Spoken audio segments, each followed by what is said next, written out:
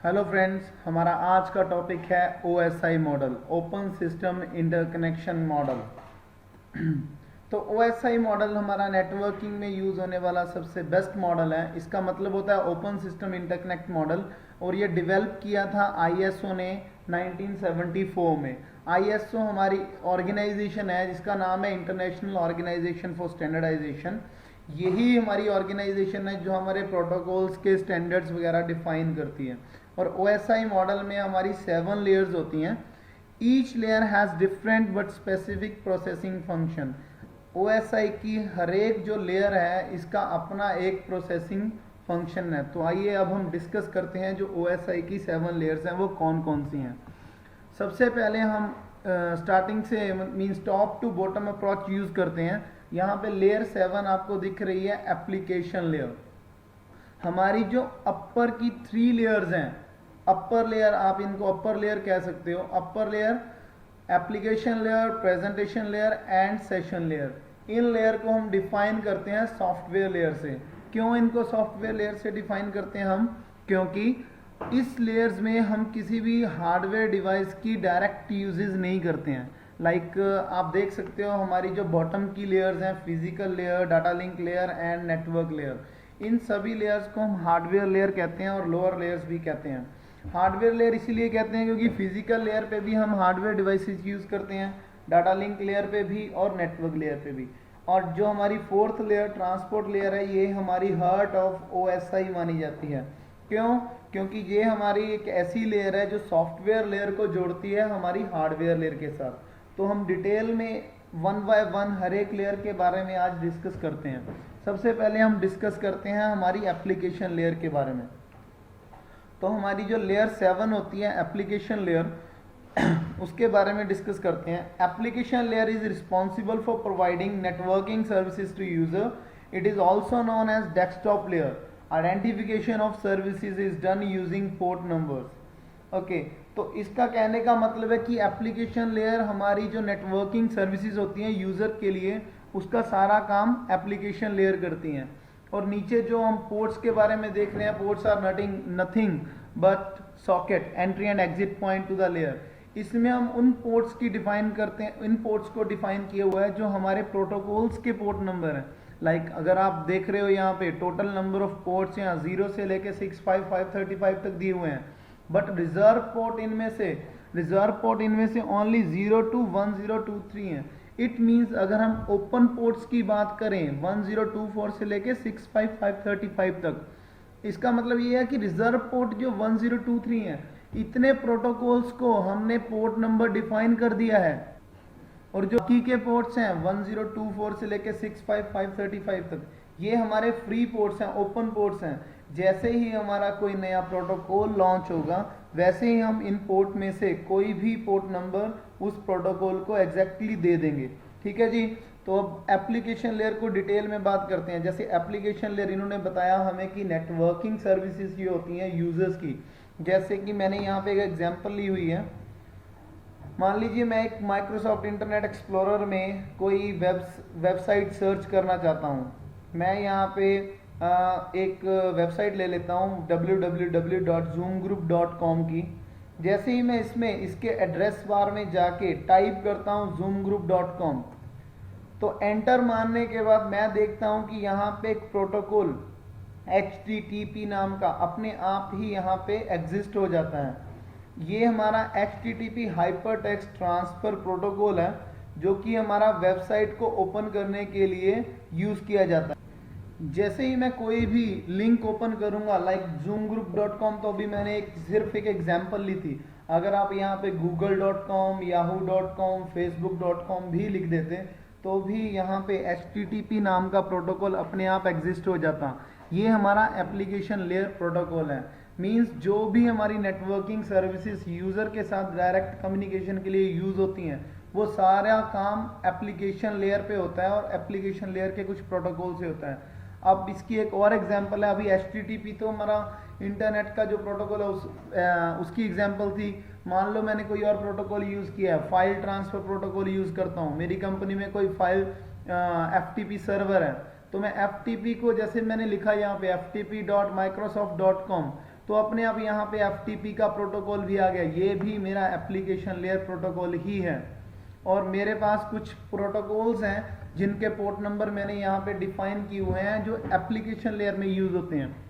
जैसे HTTP का port number 80 है, फाइल ट्रांसफर प्रोटोकॉल का 21 है, SMTP, टेलनेट एंड TFTP का 25, 23 एंड 69 रिस्पेक्टिवली है। तो ये था हमारा एप्लीकेशन लेयर का काम। एप्लीकेशन लेयर के जस्ट बाद हमारे पास लेयर आती है प्रेजेंटेशन लेयर। जैसे ही हम अपना डाटा ट्रांसफर करते हैं प्रेजेंटेशन लेयर के पास, ठीक है, तो presentation layer is responsible for converting data into standard format. आप ये कह सकते हैं कि जैसे ही कोई डाटा मेरा एप्लीकेशन लेयर के बाद प्रेजेंटेशन लेयर पे जाएगा, तो प्रेजेंटेशन लेयर का काम है उस डाटा को जो एनक्रिप्टेड फॉर्म में था बाद में उसको डिक्रिप्टेड फॉर्म में लेके जाना। जैसे कि हम एग्जांपल लेते हैं पासवर्ड की, हम अपने पासवर्ड को ऐसे नहीं पढ़ सकते हैं। जैसे कुछ पासवर्ड, जैसे हम अपना जीमेल का अकाउंट ओपन कर रहे हैं और जीमेल का अकाउंट ओपन करने के बाद अपना पासवर्ड भर रहे हो, आपको वो पासवर्ड नहीं दिख रहा, वो तो हो गया उसको मतलब सीक्रेट करने का पासवर्ड जो डॉट डॉट साइन होते हैं। लेकिन कई बार आप देखते हो कि आप कुछ अपना डाटा लिख रहे हो, मान लीजिए एग्जांपल देता हूं मैं आपको कि आपने कोई इंफॉर्मेशन है, जैसे कि मोबाइल पे, एक मोबाइल से दूसरे मोबाइल पे बंदा बात कर रहा है, एक मोबाइल से जब आप हेलो बोलते हो, एक मोबाइल से दूसरे मोबाइल में तो हेलो सुनती है, लेकिन जब वो डाटा मतलब जब वो वॉइस पास हो रही होती है नेटवर्क के थ्रू, जैसे कि डायरेक्ट हमारा सबसे पहले क्या होता है, मोबाइल से जब हम बात करते हैं तो हमारी इंफॉर्मेशन सर्वर पे जाएगी, जो वायरलेस के थ्रू वो इंफॉर्मेशन हमारी पास होती है वो हमारी एनक्रिप्टेड फॉर्म में जाती है और बाद में दोबारा जब दूसरे मोबाइल पे पहुंचती है तो वो डिक्रिप्ट हो जाती है और हेलो दोबारा से हमारी हेलो की साउंड प्रोड्यूस हो जाती है वहां पे। तो प्रेजेंटेशन लेयर का काम है कि कन्वर्ट करना डाटा को स्टैंडर्ड फॉर्मेट में। तो इसी तरह encoding, decoding, encryption, decryption and compression, decompression, ये हमारा प्रेजेंटेशन लेयर का काम है। आप इसकी एक और एग्जांपल ले सकते हो, जैसे कि हम जो अपनी मूवी वगैरह डाउनलोड करते हैं हम अपने सर्वर से, जैसे कि कोई यूटोरेंट से मूवी डाउनलोड कर रहा है, ठीक है, मूवी तो आपने डाउनलोड कर ली लेकिन वो एक फाइल के तौर पे है, मतलब एक ऐसे है कि आप ये कह सकते हो उसे कि एक स्टैंडर्ड फॉर्मेट में नहीं है। वो स्टैंडर्ड फॉर्मेट में तब जाएगी जब आप कोई सॉफ्टवेयर यूज करोगे मूवी को चलाने के लिए। मूवी को चलाने के लिए फॉर एग्जांपल आपने VLC मीडिया प्लेयर चूज किया है, तो VLC मीडिया प्लेयर ने आपकी उस मूवी को स्टैंडर्ड फॉर्मेट में लाने का काम किया है। उस प्रोसेस को भी हम इनक्रिप्शन डिक्रिप्शन कह सकते हैं। प्रेजेंटेशन लेयर के बाद जैसे हमारा डाटा पहले एप्लीकेशन से प्रेजेंटेशन में पहुंचा, तो प्रेजेंटेशन के बाद हमारा डाटा पहुंचता है सेशन लेयर के पास। सेशन लेयर हमारी लेयर 5 लेयर है, जो कि जिसका काम सिर्फ ये होता है कि उसने जो भी मेरा सेशन बना या तो उसको एस्टेब्लिश करना है, मेंटेन करना है और या तो फिर टर्मिनेट करना है। मीन्स आप ये कह सकते हो कि सेशन लेयर की रिस्पॉन्सिबिलिटी है establishing, maintaining and terminating the session. तो इसकी भी मैंने एग्जांपल दी हुई है, remote procedural call, structured query language, network file system. लेकिन आप ये कह सकते हो अगर आपने सिंपल एग्जांपल यूज करनी है, यहाँ पे सिंपल एग्जांपल में आप ये देख सकते हो, एग्जांपल का मतलब भी आप ये कह सकते हो कि जो मेरा नेटवर्क का सेशन बना था, जैसे मान लीजिए मैंने yahoo.com खोला था, कितने टाइम के लिए वो एस्टेब्लिश हुआ, कितने टाइम के लिए वो मेंटेन हुआ और कितने टाइम में याहू का वो सेशन मैंने टर्मिनेट कर दिया, मींस डिलीट कर दिया, वो सारा काम मेरा सेशन लेयर ने किया है, दैट्स इट। और उसके बाद में हमारे पास जब जैसे डाटा फ्लो हो रहा है सेशन लेयर से, सेशन लेयर के बाद डायरेक्टली मेरा वो डाटा जाएगा ट्रांसपोर्ट लेयर के पास, और ट्रांसपोर्ट लेयर हमारी मेन लेयर है इस पूरे OSI। You can say transport layer is the heart of OSI model। तो ट्रांसपोर्ट लेयर के बारे में बात करते हैं हम। Transport layer is responsible for end to end connectivity. It is also known as heart of OSI layer. कैसे हम इसको हार्ट ऑफ OSI लेयर कहते हैं? इसका मतलब ये है कि जैसे हमारा ह्यूमन बॉडी में हमारा हार्ट होता है, हार्ट का काम क्या होता है? हार्ट का काम अगर ह्यूमन बॉडी की बात करें हम, तो इसका काम होता है ब्लड सप्लाई करना, हमारी बॉडी के डिफरेंट पार्ट्स को ब्लड सप्लाई करना, ठीक है। तो हमारी बॉडी के डिफरेंट पार्ट्स को जैसे ब्लड सप्लाई होता है तो हम लिविंग बींग्स, ह्यूमन बींग्स कहलाते हैं, तभी जीते हैं हम जब हमें ब्लड मिलता है। इसी तरह ट्रांसपोर्ट लेयर का काम होता है end to end connectivity, means जो मेरी ऊपर वाली अपर लेयर है, सॉफ्टवेयर लेयर है, उनकी एंड टू एंड कनेक्टिविटी किससे करवानी है हमें उसकी एंड टू एंड कनेक्टिविटी करवानी है हार्डवेयर लेयर के साथ। तो ट्रांसपोर्ट लेयर हमारी मेन लेयर हो सकती है, आप ये कह सकते हो। तो इसके कुछ डिफरेंट टास्क हैं, जैसे कि identifying services, multiplexing and demultiplexing, segmentation, sequencing and reassembly, flow control, error correction. इसके बारे में हम डिफरेंट मतलब एक तरह से पूरा डिटेल में बात करते हैं। सबसे पहले हम इसके बाद हम ये देख लेते हैं कि ट्रांसपोर्ट लेयर पे जो दो मेन प्रोटोकॉल्स हैं वो कौन कौन से यूज होते हैं। ट्रांसपोर्ट लेयर पे हम दो प्रोटोकॉल्स यूज करते हैं, टीसीपी एंड यूडीपी। उसका डिफरेंस भी है हमारे पास। टीसीपी होता है transmission control protocol and UDP होता है user datagram protocol. TCP connection oriented होता है, यूडीपी कनेक्शन लेस होता है। टीसीपी में एक्नॉलेजमेंट आ जाती है और यूडीपी में हमारी एक्नॉलेजमेंट नहीं आती है। और टीसीपी रिलायबल है, यूडीपी अनरिलायबल है। ये इसका डिफरेंस लिखा हुआ है यहाँ पे, ये स्लोअर है, ये फास्टर है। ये पोर्ट नंबर 6 यूज करता है, ये पोर्ट नंबर 17।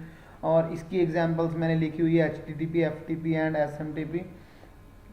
आप सोच रहे होंगे कि यही वाले प्रोटोकॉल्स मेरे एप्लीकेशन लेयर में भी आए थे, लेकिन मैं आपको बता दूं कि टीसीपी और यूडीपी हमारे ट्रांसपोर्ट लेयर पे तो यूज होते ही होते हैं, ये हमारे एप्लीकेशन लेयर पे भी यूज। ये दो प्रोटोकॉल्स एप्लीकेशन और ट्रांसपोर्ट लेयर पे दोनों में डिफरेंट डिफरेंट टास्क के साथ यूज होते हैं। जैसे कि कनेक्शन ओरिएंटेड की बात करें हम, कनेक्शन ओरिएंटेड और कनेक्शन लेस के बीच डिफरेंस क्या है। तो कनेक्शन ओरिएंटेड का मेन ये काम है कि जो मेरा डाटा प्रोसेस होगा एक सिस्टम से दूसरे सिस्टम तक, एक डिवाइस से दूसरे डिवाइस तक, जो मेरा कनेक्शन ओरिएंटेड सिस्टम होगा उसमें तो मेरा प्रोटोकॉल्स पाथ चेक करेगा, मेरा जो सोर्स से लेके डेस्टिनेशन तक जाने का जो पाथ है क्या वो सही है या वैसे नहीं है। लेकिन जो कनेक्शन लेस होगा उसमें मेरा कोई भी प्रोटोकॉल सोर्स से डेस्टिनेशन तक पाथ चेक नहीं करेगा। और कनेक्शन ओरिएंटेड में एक और काम है, इसमें हमें एक्नॉलेजमेंट भी मिलेगी, लेकिन कनेक्शन लेस में कोई भी मुझे एक्नॉलेजमेंट नहीं मिलेगी। क्यों? जब उसने पाथ ही चेक नहीं किया, डायरेक्टली उसने सोर्स से लेके डाटा भेज दिया डेस्टिनेशन को, तो कोई भी एक्नॉलेजमेंट नहीं आएगी। टीसीपी इसीलिए स्लोअर कहा जाता है क्योंकि इसमें पाथ चेक करने में जो टाइम लगता है वही टाइम के कारण इसकी प्रोसेस स्लो होती है, बट स्लो होने के बावजूद भी ये रिलायबल होता है। और यूडीपी फास्ट होने के बाद भी हम इसे अनरिलायबल की कैटेगरी में रखते हैं। और अब बात करते हैं हमारी अपनी अपर लेयर को लोअर लेयर से जोड़ने की ट्रांसपोर्ट लेयर के बाद कैसे ट्रांसपोर्ट लेयर हमारा काम करती है। जैसे मैंने बात की थी कि सेगमेंटेशन करती है, एनक्रिप्शन डिक्रिप्शन करती है, या फिर हमारी आइडेंटिफाइंग सर्विसेज करती है। तो मैंने यहाँ पे एक बहुत ही अच्छी आप ये कह सकते हैं, मैंने यहाँ एक बहुत ही अच्छी एक एग्जाम्पल ली हुई है कि मेरा एक सिस्टम ए है और एक मेरा सिस्टम बी है। तो ए ने डाटा भेजा है मेरा बी के पास, हेलो हाउ आर यू। तो अगर मैं सेगमेंटेशन की बात करूं यहाँ पे कि सेगमेंटेशन क्या होती है, तो जो हेलो हाउ आर यू का पार्ट है यहाँ पे, उस पार्ट को सेगमेंट्स में डिवाइड कर देती है ट्रांसपोर्ट लेयर, ताकि डाटा को जाने में आसानी हो जाए। इसे हम सेगमेंटेशन की प्रोसेस कहते हैं। और बाद में सीक्वेंसिंग एंड रीअसेंबली, जो मेरा पार्ट सेगमेंट हुआ था बाद में उसको सीक्वेंस में भी लेके आना है, क्योंकि हो सकता है ए ने डाटा भेजा hello how are you and question mark, हो सकता है जब वो डेस्टिनेशन पे गया हो सकता है उसके सेगमेंट्स ही चेंज हो जाएं, you hello how question mark are, इसका कोई मतलब नहीं बनता। तो इट मींस ट्रांसपोर्ट लेयर का काम है कि इस डाटा को एक स्टैंडर्डाइजेशन फॉर्मेट में लाती है, ये सीक्वेंसिंग करती है और रीअसेंबलिंग करती है पूरी, और रीअसेंबली के बाद ये डाटा वैसे बन जाता है जैसे आया था, hello how are you. Okay, और एक बात मैं और बता दूं आपको कि ट्रांसपोर्ट लेयर एरर करेक्शन के लिए भी यूज होती है। मान लीजिए यहाँ पे कोई एरर आ जाता, मीन्स हेलो का पैकेट ही मिस हो जाता है यहाँ पे, तो ये तब तक आगे प्रोसेस नहीं करती जब तक ये एरर को करेक्ट ना कर दे। ओके, तो फ्लो कंट्रोल में विंडोइंग की एग्जांपल ली हुई है यहाँ पे कि PCA can send 4 segment at a time to PCB, और वैसे हम फ्लो कंट्रोल की प्रॉपर बात करें, विंडोइंग की बात करें, तो इसमें तो मैंने सिंपल ये कहा कि मतलब मैंने एक एग्जांपल लिया है कि ये सिर्फ 4 सेगमेंट ही एट ए टाइम पे भेज सकता है फ्लो कंट्रोल में। वैसे फ्लो कंट्रोल में हम कई टाइम पे 3 वे हैंड शेकिंग का भी यूज करते हैं, वो बाद की प्रोसेस है। तो अब ये देखते हैं हम, जब डाटा ऊपर से आ रहा था तो इसके साथ कोई भी मेरा पैकेट, आप ये देख सकते हो कि जो भी मेरा डाटा था उसके साथ कोई भी मतलब मेरा हेडर नहीं लगा था। ये भी डाटा है, ये भी डाटा है, ये भी डाटा है। लेकिन जब सेशन लेयर पे, ट्रांसपोर्ट लेयर पे डाटा पहुंचा तो वो सेगमेंट बन गया। वो सेगमेंट कैसे बन गया? उसके साथ कुछ पीडीयू ऐड हो गए, मींस डाटा के साथ कुछ एक्स्ट्रा इंफॉर्मेशन ऐड होगी। जैसे ही डाटा के साथ कुछ एक्स्ट्रा इंफॉर्मेशन ऐड हुई तो वो सेगमेंट बन गया। अब जाते हैं हम नेटवर्क लेयर पे। तो नेटवर्क लेयर क्या है? Network layer is responsible for providing best path to data to reach the destination. Logical addressing sits on the layer and device working on network layer is router. तो network layer का main काम क्या है कि जो मेरा data source से जा रहा है उसको डेस्टिनेशन पे आपने रीच करवाना। और नेटवर्क लेयर में हमारा यूज होने वाला डिवाइस है राउटर। मैंने बताया था ना, हार्डवेयर लेयर है ये। हार्डवेयर लेयर इसीलिए कहते हैं क्योंकि हार्डवेयर डिवाइस राउटर हम इसमें यूज कर रहे हैं। और राउटर का काम क्या होता है? हम राउटर को भी हमें पता है कि राउटर का काम क्या होता है, एक पाथ सेट करना। It is use to find the route. तो हमने अगर रूट फाइंड करना है तो राउटर यूज करते हैं, और राउटर नेटवर्क लेयर पे यूज होता है। और जो मेरी नेटवर्क लेयर होती है ये 2 तरह के प्रोटोकॉल्स में डिवाइड होती है, routed protocol and routing protocol. Routed protocols simple वो होते हैं जो एक यूजर ट्रैफिक सेंड करते हैं सोर्स टू डेस्टिनेशन। लेकिन राउटिंग प्रोटोकॉल्स वो होते हैं जो मेरे नेटवर्किंग लाइक वैन सिस्टम में यूज होते हैं। रिप, आईजीआरपी, ओएसपीएफ एंड ईआईजीआरपी, एक डिफरेंट लैन में कनेक्टिविटी प्रोवाइड करने के लिए हम राउटिंग प्रोटोकॉल यूज करते हैं। और सिर्फ user data transfer like user की जो ट्रैफिक है उसको एक पीसी से दूसरे पीसी को पहुंचाने के लिए हम राउटेड प्रोटोकॉल यूज करते हैं। जैसे IP, internet protocol address, IPX and Apple talk, ये हमारे राउटेड प्रोटोकॉल्स हैं। और नेटवर्क लेयर में हम आईपी एड्रेसिंग यूज करते हैं। इसमें हम आईपी एड्रेस यूज किया हमने 192.168.1.1, 192.168.1.2, क्योंकि कंप्यूटर क्या होता है हमारा, आईपी एड्रेसिंग की भाषा ही समझता है ये। ठीक है जी। और जो हमारे राउटिंग प्रोटोकॉल है, जो मैंने एग्जांपल दिए ये आईपी एड्रेसिंग की, ये है राउटेड प्रोटोकॉल्स की, जो मैंने आईपी यूज किए हैं। एक सिस्टम से डाटा दूसरे सिस्टम पे पहुंच गया तो इसका मीन्स राउटेड प्रोटोकॉल। और अगर राउटिंग प्रोटोकॉल्स की बात करें तो मेरा जो डाटा है, लाइक जैसे मैंने पीसी से zoomgroup.com की एग्जांपल ली थी, मैंने अपने सिस्टम पे zoomgroup.com खोला तो मुझे नहीं पता वो कितने सारे नेटवर्क से होता हुआ जाके यहाँ पे आईएसपी से, इंटरनेट सर्विस प्रोवाइडर से मिला, और बाद में मुझे एक्नॉलेजमेंट आके मेरा वेब पेज ओपन हुआ। तो जो मेरा पूरे डिफरेंट लैंस को आपस में कनेक्ट करने के लिए प्रोटोकॉल यूज हुआ वो मेरा राउटिंग प्रोटोकॉल है। ठीक है। अब now how data flow from network layer. ठीक है, जैसे मेरा ट्रांसपोर्ट लेयर में पीडीयू लगने पर इसका जो पीडीयू है वो सेगमेंट बन गया था, पैकेट डाटा यूनिट। तो यहाँ पे जो नेटवर्क है इसमें हमारा PDU means protocol data unit. मैंने गलत बोल दिया था पहले, लेकिन जो पीडीयू मेरा protocol data unit network layer पे लगेगा उसका काम है पैकेट, उसका नाम है पैकेट। तो जो मेरा प्रोटोकॉल डेटा यूनिट ट्रांसपोर्ट पे लगेगा उसे सेगमेंट कहेंगे, जो नेटवर्क पे लगेगा उसे पैकेट कहेंगे। इसी तरह डाटा लिंक लेयर पे भी बताता हूं आपको, वो हमारा फ्रेम बन जाएगा। और डाटा लिंक लेयर, अब बात करते हैं हमारी डाटा लिंक लेयर की। ये लेयर 2 लेयर है हमारी। Data link layer is divided into 2 सब लेयर्स, एलएलसी एंड मैक। अब एलएलसी क्या है? लॉजिकल लिंक कंट्रोल, जो कि हमारे वैन प्रोटोकॉल्स के बारे में बताती है। Point to point protocol, HDLC and frame relay. Frame relay के बारे में भी हम डिस्कस करेंगे नेक्स्ट वीडियो में। फ्रेम रिले हमारी एक एडवांस टेक्नोलॉजी है, अभी तो वैसे एमपीएलएस भी आ चुकी है। फ्रेम रिले हमारी एक पैकेट स्विच टेक्नोलॉजी होती है, जो मतलब हमारा एक आईएसपी होता है, हम शेयरिंग करके वहां से नेट यूज कर सकते हैं। और बात करते हैं हम मैक की, मीडिया एक्सेस कंट्रोल। जो भी हमारे इथरनेट पोर्ट होते हैं, लाइक जो जैसे डाटा लिंक लेयर हमारी स्विच पे यूज होती है, जो मीन्स यहाँ पे यूज होने वाला जो डिवाइस है वो स्विच होता है, और स्विच में क्या लगे होते हैं, Ethernet port. Ethernet port hardware का मीन्स पार्ट है ये, तो हार्डवेयर पार्ट है जो ईथरनेट पोर्ट, इसमें हम मैक एड्रेस यूज करते हैं, और मैक एड्रेस हमारा 48 बिट्स का होता है ये, ठीक है। ब्रिज पे भी, नेटवर्क इंटरफेस कार्ड पे भी, स्विच पे भी, जो भी ईथरनेट पोर्ट होते हैं उसका मैक एड्रेस होता है। और राउटर पे कौन सा था, राउटर पे आईपी एड्रेस यूज करते थे हम। और यहाँ पे मैंने बताया हुआ इसमें एरर डिटेक्शन, जो डाटा लिंक लेयर है वो हमारी एरर डिटेक्शन के लिए भी यूज होती है। मींस आपको पता है कि दोनों पीसी पे पहले तो मैक एड्रेस यूज हो रहा है, लेकिन डाटा लिंक लेयर का काम क्या है, डाटा लिंक लेयर का काम एरर डिटेक्ट करना भी है। एरर डिटेक्ट करने के लिए हम एक वैल्यू यूज करते हैं CRC, साइक्लिक रिडंडेंसी चेक। अगर तो मेरी CRC नंबर है जो दोनों पीसी पे सेम है, लाइक फॉर एग्जांपल अगर मेरा CRC नंबर पीसी ए पे 33333 है और पीसी बी पे 3333 नहीं है, तो इट मींस ये मेरा एरर है। तो एरर डिटेक्ट होता है CRC नंबर से। और एरर करेक्ट किस पे होता था, ट्रांसपोर्ट लेयर पे।